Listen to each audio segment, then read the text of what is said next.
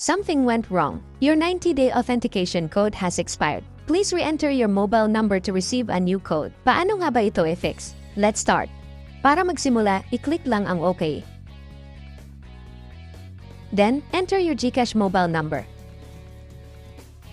Then click Next or Go. I-type lang ang 6-digit code na ipinadala ni GCash.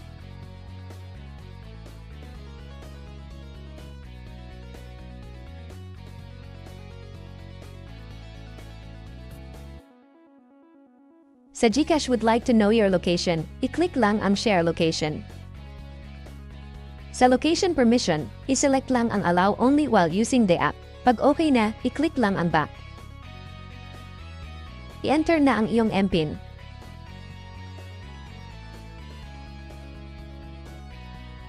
At na-open mo na ulit ang iyong GCash account. Salamat po sa panonood. Don't forget to like and subscribe. If may tanong po, comment lang po sa baba.